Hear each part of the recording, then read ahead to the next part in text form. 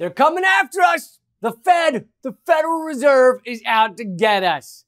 And I know that sounds crazy. I've often been the guy backing up from the guy at the party saying that. But just give me a sec. I have evidence. Just stay with me. Do you ever look around and go, great. We're all still getting over a pandemic. Healthcare costs are totally out of control. Everyone's in debt and hates their job. There aren't any more insects around, which I feel like is a bad sign. I have to watch a Jeff Bezos interview just to see bug eyes anymore. And on top of all that, the only time most Americans feel alive is when they get someone they've never met to tell them to go eat a bag of dicks in a comment thread under a video about how to make a delicious kale salad. Seriously, the national pastime now is getting some rando to lose his shit in a comment thread. Point is, do you ever look around at how fucked the world is and go, well, I hope the Federal Reserve makes things way worse? You do? Because that's what they're doing. Hang on to your underpants, everyone. I've shown my underwear and my jeans ever since that incident at Thanksgiving, 1989. Federal Reserve Chair Jerome Powell said that the U.S. central bank is ready to inflict pain on households as it continues to fight inflation. Remarks that drew widespread backlash from experts who warned the Fed appears poised to spark a devastating recession and mass layoffs. The Federal Reserve, the privately owned central bank of the U.S., wants to screw all of us some more. And I know they claim they're only sorta privately owned.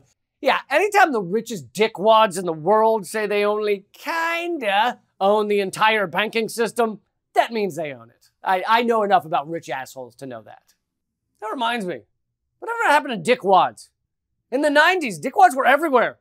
You dickwad! Stop being a dickwad! But then sometime in the 2000s, no more wads of dick.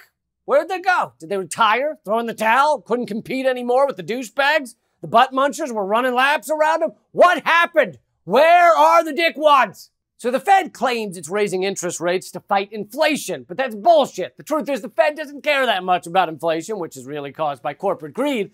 What it really wants to fight against is worker power.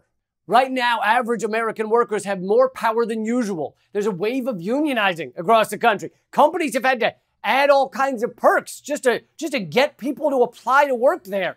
Raising wages, good health care, work from home agreements. Chick-fil-A was hurling chicken sandwiches at people. Some workplaces were promising not to sexually harass folks.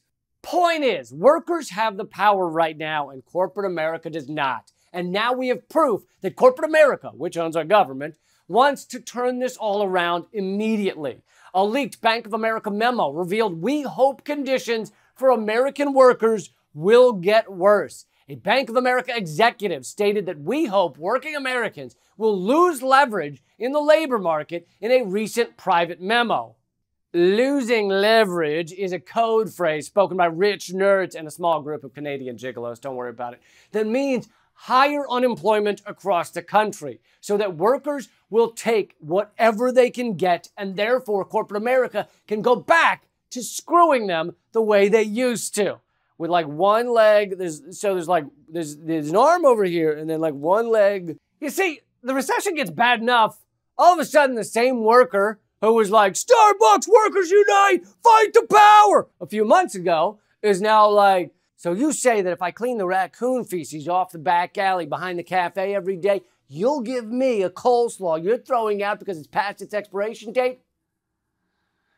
Throw in a sturdy, long-lasting spork, and you've got yourself a deal, good sir.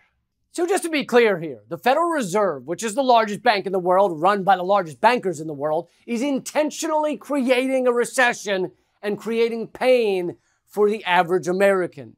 This year, the Fed has increased interest rates for the first time since 2018. Historically, this has often caused recessions, and that is exactly what appears to be happening now.